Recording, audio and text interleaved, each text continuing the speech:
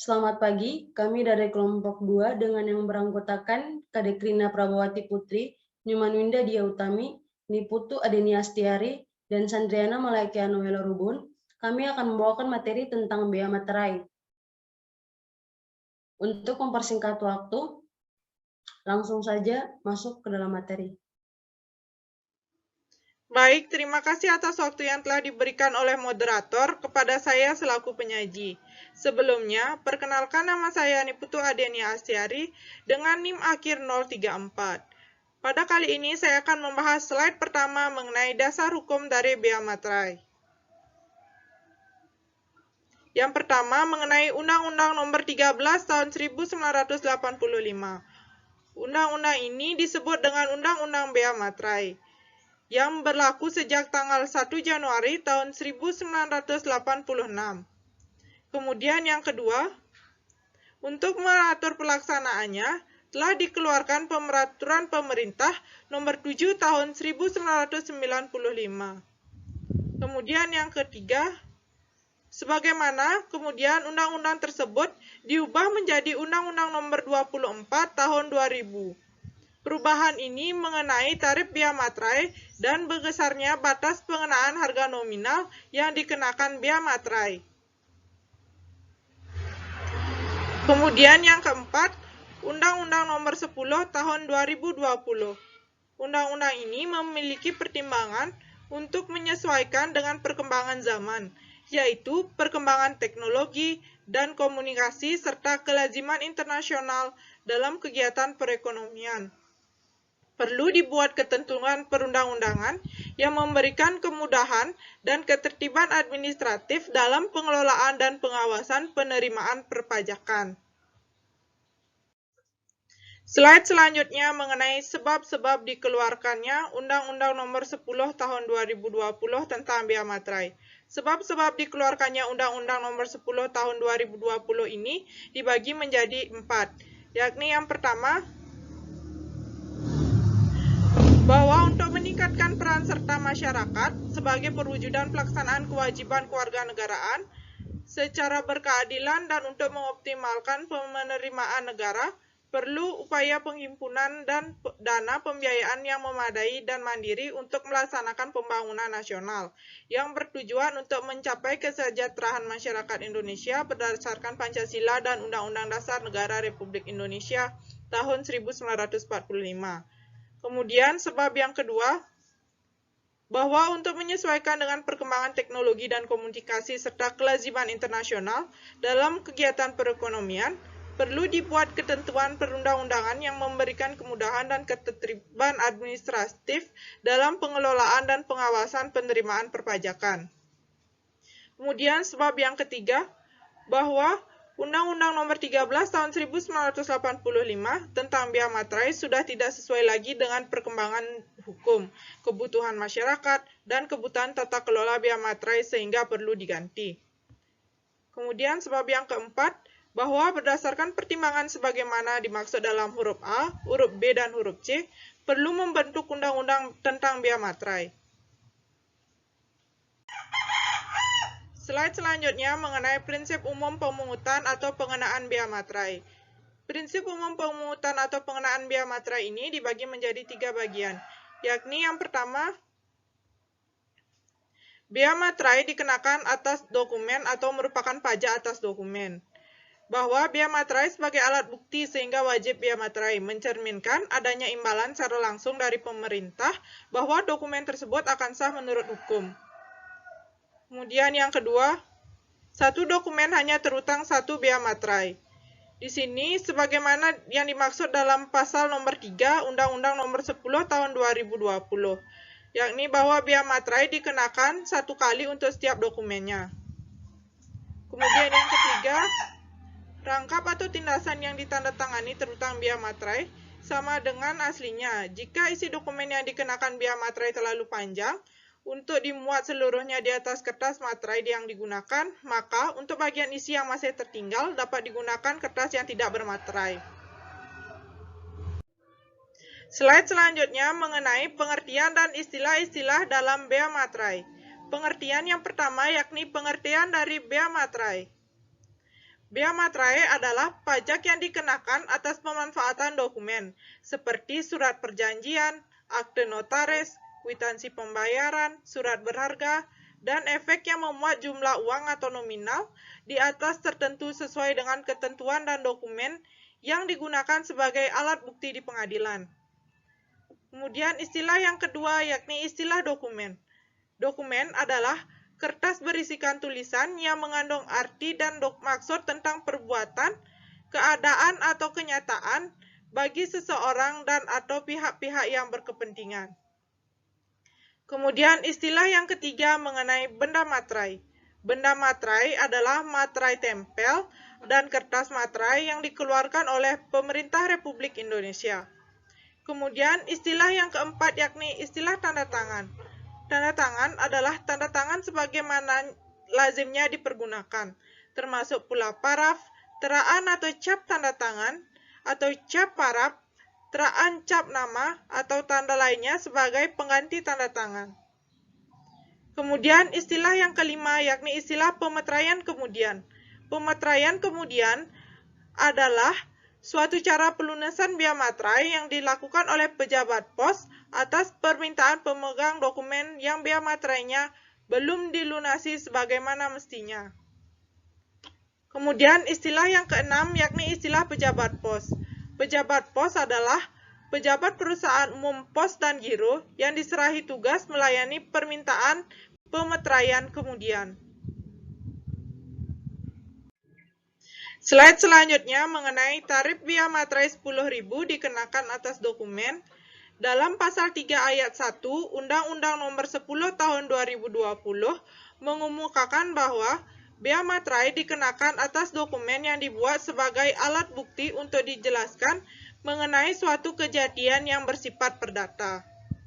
Baik, sekian materi dari saya. Untuk waktu saya kembalikan kepada moderator.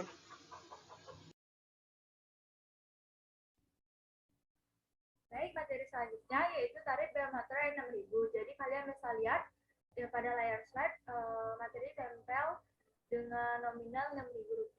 Jadi dalam perpajakan ini terdapat beberapa dokumen yang dikenakan oleh tarif bea materai 6.000, yaitu yang pertama surat perjanjian dan surat-surat lainnya yang mencakup surat kuasa, surat hibah, surat pernyataan yang dibuat dengan tujuan digunakan sebagai alat pembuktian mengenai perbuatan, kenyataan, atau keadaan yang bersifat perdata. Yang kedua itu akta-akta notaris termasuk salinannya. Jadi dokumen-dokumen yang terkait dengan akta-akta notaris itu dikenakan tarif bea materai 6.000.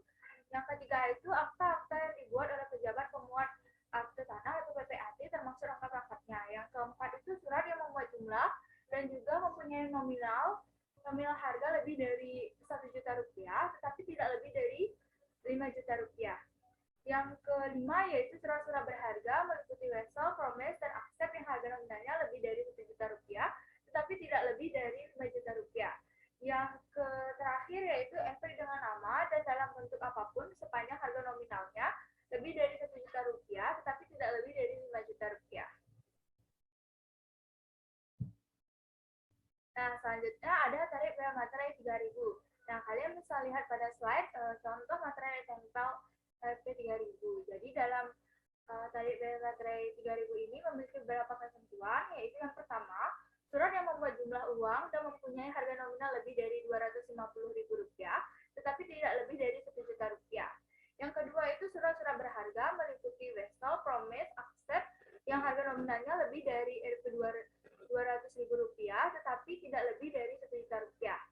Yang ketiga itu efek dengan nama dan dalam bentuk apapun sepanjang harga nominalnya lebih dari Rp200.000, tetapi tidak lebih dari Rp1.000.000. Yang terakhir itu cek dan geliat giro dengan harga nominal berapapun. Materi selanjutnya yaitu yang tidak dikenakan bea materai. Jadi ada beberapa dokumen atau surat-surat yang memang tidak dikenakan bea materai, baik itu materai 3.000, 6.000 ataupun materai 10.000. Yang pertama itu dokumen yang berupa surat penyimpanan barang, konsumen, surat akurat penumpang barang, surat pengiriman, bukti pengiriman barang, dan sejenisnya. Yang kedua itu segala bentuk ijazah. Yang ketiga itu tanda terima gaji, uang tunggu, pensiun, uang tunjangan, dan pembayaran lainnya. Yang keempat, tanda bukti penerimaan uang negara dari kas negara, kas pemerintahan daerah, dan juga kas bank. Yang kelima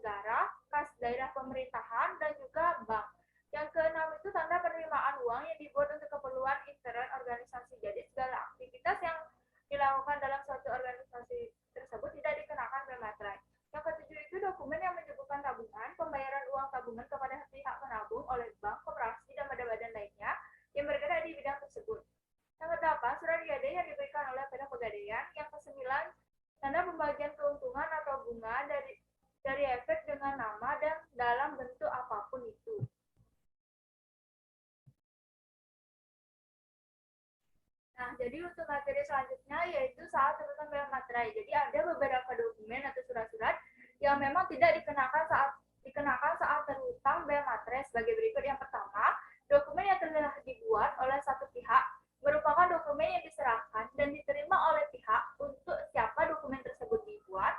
Jadi bukan di saat dokumen tersebut ditandatangani. Contohnya, kwitansi dan juga cek.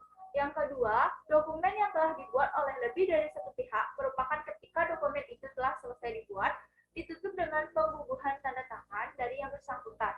Contohnya itu surat-surat perjanjian jual beli. Yang ketiga itu dokumen yang telah dibuat di luar negeri ketika digunakan di Indonesia, bea materai yang terutang dilunasi melalui pemateraian kemudian. Baik, terima kasih atas kesempatannya. Pada kali ini saya akan memaparkan beberapa materi. Sebelumnya, perkenalkan nama saya Nyoman Widadiah Utami dengan NIM 1917011014. Pada kesempatan kali ini saya akan memaparkan beberapa materi. Materi yang pertama adalah saat terutang bea materai. Beberapa dokumen yang dikenakan saat terutang bea materai ada 3, yaitu yang dokumen pertama adalah dokumen yang telah dibuat oleh satu pihak, merupakan dokumen yang diserahkan dan diterima oleh pihak untuk siapa dokumen tersebut dibuat. Jadi, bukan di saat dokumen tersebut ditandatangani. Contohnya saja, kwitansi dan cek. Dokumen yang kedua, dokumen yang telah dibuat oleh lebih dari satu pihak merupakan ketika dokumen itu telah selesai dibuat, ditutup dengan pembubuhan tanda tangan dari yang bersangkutan. Contohnya saja, surat perjanjian jual beli. Dokumen yang terakhir adalah dokumen yang telah dibuat di luar negeri ketika digunakan di Indonesia, bea materai yang terutang dilunasi melalui pemateraian kemudian. Materi selanjutnya adalah pihak yang terutang bea materai. Pihak yang terutang bea materai adalah pihak yang mendapat manfaat dari dokumen, kecuali pihak atau pihak-pihak yang bersangkutan menentukan lain. Materi selanjutnya adalah cara penulisan bea materai. Cara penulisan bea materai dapat menggunakan 2 cara. Ya, cara yang pertama adalah dengan menggunakan benda materai, dan yang kedua adalah dengan cara lain yang diterapkan oleh Menteri Keuangan. Dengan cara menggunakan benda materai, ada 2 cara, yaitu materai tempel dan juga ada kertas materai. Apabila dengan cara lain yang ditentukan oleh Menteri Keuangan, tentu saja harus seizin dan telah disetujui oleh Menteri Keuangan. Materi selanjutnya adalah cara penggunaan bea materai. Cara yang pertama adalah menggunakan materai tempel. Ada beberapa cara yang digunakan untuk menggunakan materai tempel.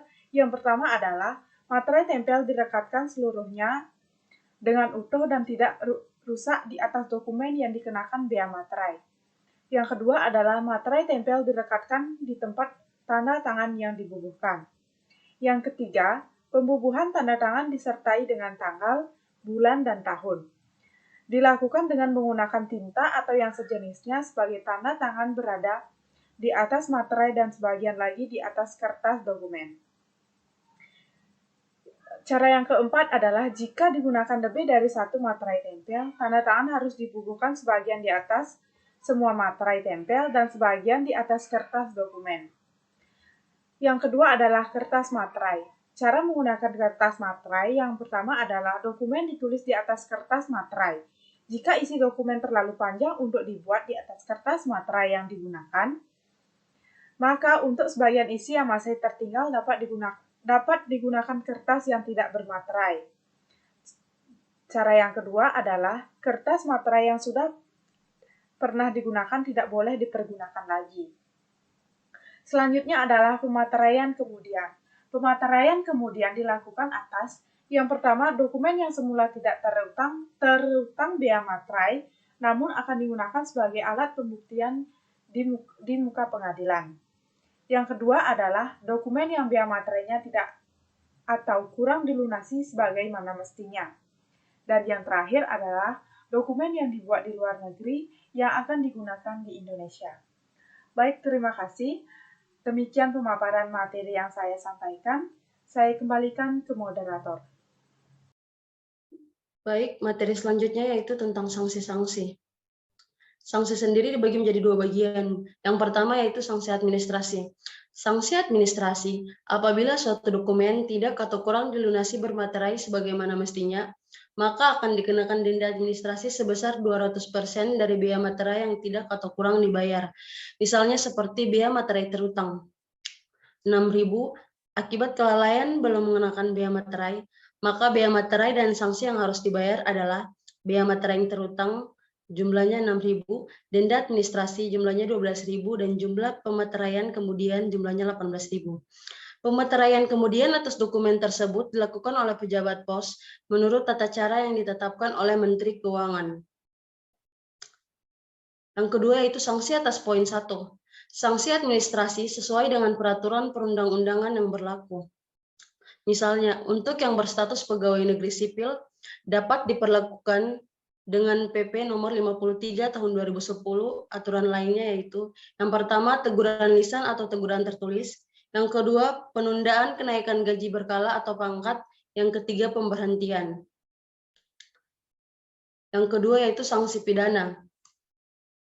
Sanksi pidana antara lain, yang pertama pemalsuan atau peniruan materai tempel, kertas materai, dan tanda tangan yang perlu untuk mengesahkan materai. Yang kedua, dengan sengaja menyimpan yang bermaksud untuk diedarkan atau memasukkan ke negara Indonesia materai palsu yang dipalsukan atau yang dibuat dengan melawan hak.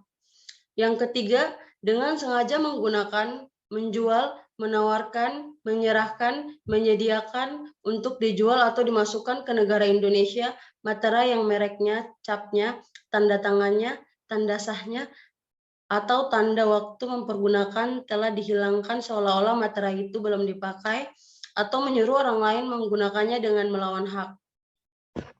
Yang keempat yaitu dengan sengaja menyimpan bahan-bahan atau perkakas-perkakas yang diketahui untuk meniru dan memalsukan benda materai.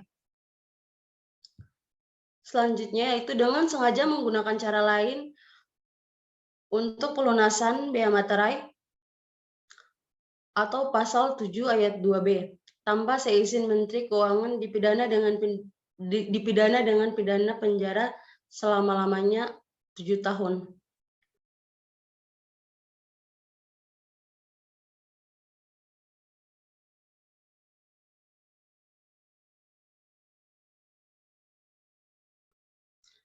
Selanjutnya yaitu daluarsa. Daluarsa dari kewajiban memenuhi biaya materai ditetapkan 5 tahun, terhitung sejak tanggal dokumen dibuat. Hal-hal yang perlu diperhatikan.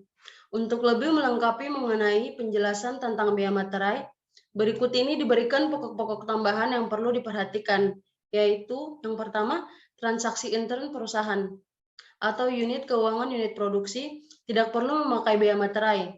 Yang kedua, kantor pusat dan cabang perusahaan merupakan badan yang berdiri sendiri, sehingga transaksinya harus menggunakan biaya materai. Yang ketiga, yang menanggung biaya materai apabila ada sesuatu di kemudian hari atau pelanggaran administrasi adalah pemegang dokumen. Yang keempat, tanggal materai. Yang kelima, tanggal yang tercantum di materai lebih besar dibandingkan dengan tanggal dokumen.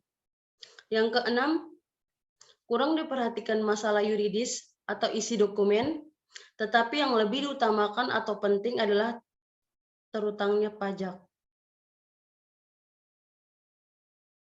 Sekian presentasi dari kelompok kami. Akhir kata kami mengucapkan terima kasih.